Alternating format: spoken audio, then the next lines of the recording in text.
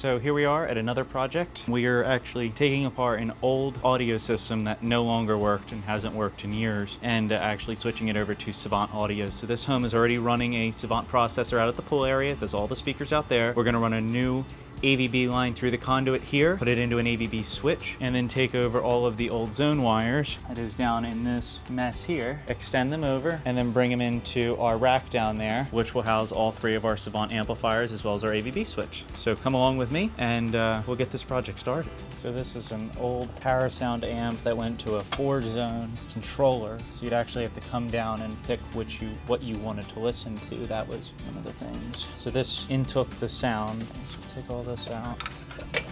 All right.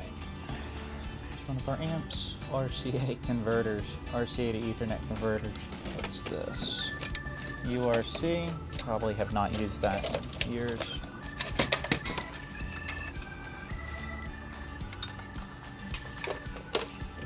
Power supplies, and audio dongles, and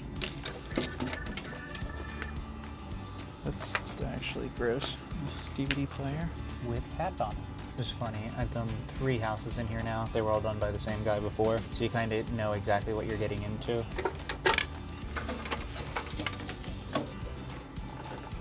Tuners that don't work unless they're actually programmed to work. An iPod. Oh, this could put an iPod dock on it. Take this out. Don't need this cable. Taking space. Taking this one. RS-232 cable. Component cable. This guy did things that were so unorthodox that he used Ethernet cables as speaker wires because he didn't run speaker wire. Just not a great idea. With that, we have a interface adapter for Speakercraft. DVD-IR cable. Okay. Expansion ports. FAM, family room, FAM1, and then what was this one? This was FAM3. So I guess these were Ethernet cables to the family room and an IR control. DVD, IR, they got so many turnarounds and there's just a lot going on. That's not that old though. All right, now we're in the nitty gritty of kind of what's going on. So here, the Speakercraft module had this device, which had 4 zones in it, which was powered off of that Parasound amplifier. So these 4 zones, we have the dining room, the kitchen, the patio, and the living. So these 4 zones are fine. They're gonna now have to come out of here. So literally no stripping. It just literally indents the wire, and that's the signal path. That is like ridiculous. What a stupid design.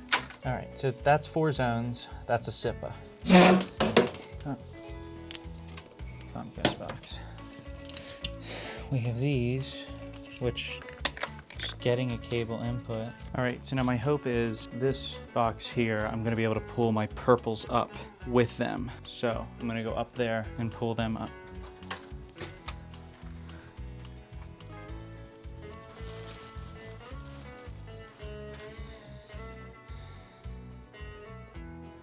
All right, so what I've just learned is half the cables come from above, half the cables come through the wall. So that basically just told me that they're not going to pull up, which is kind of unfortunate because it would have been really easy and I could have just actually not even extended them. I could have just brought them back and then down, but roll on to the next plan of attack.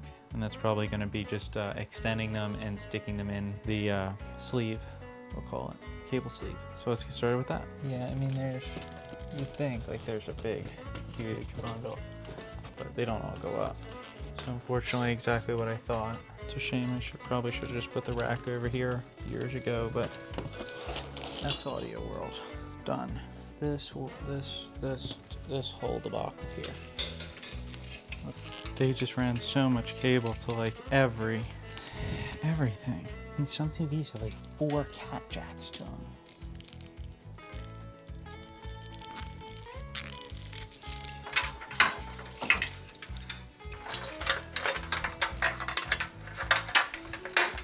A lot of connections.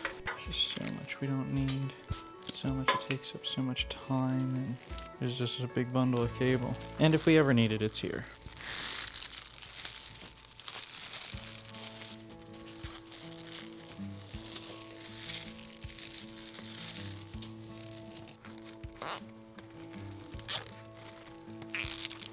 there's our bundle of cables.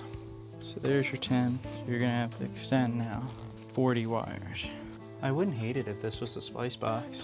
It's actually not the worst idea. Alrighty, so here, take this old coax line out. We no longer need it. Take out any wires we're not using, and I'm gonna actually use it as a splice box. Put all my speaker splices inside of here so they're all tight, neat, and they're not all over the place. So this will work out pretty good. Always lose my cutters. Just take out anything and everything that doesn't need to be plugged in. Coax output. I mean, like, they just, like, really? Pretty much just whatever you don't need, just take out so that it's not in the way.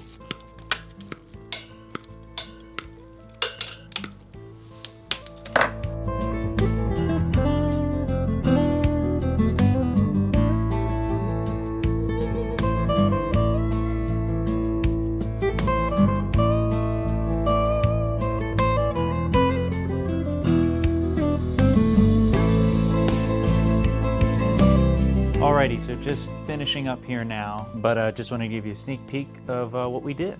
So you can see here's some of our old wiring. We actually just took all that, we just tidied it up and left it in a spool. Came up inside this enclosure here with our original purple wire, which are all 4-conductor. Came over, these are all of our splices. They go into 2-conductor 14-2. They run up. This is our original ring components here, so we left that all inside of there. We go up, we transition over, we catch a ring right there. We come straight down, and then inside of our rack right here, you can see we actually had to add an SHR 2000, which is a host. We have our UDM Pro, our USW, our UniView recorder, and then we have 3 SIPA 50s here. So we're using 9 out of 12 channels here, so we have 3 for expansion. So this is full, and this has 1 on it right now, and we're ready for future expansion. So rack's beautiful. We had to reconfigure a couple things, add the SHR 2000, reconfigure the AVB network that Savant goes over, but a couple little extra steps. That's it. So this was a great install. You know, ran into a couple little challenges here and there, but you do that on every install. So on to the next one.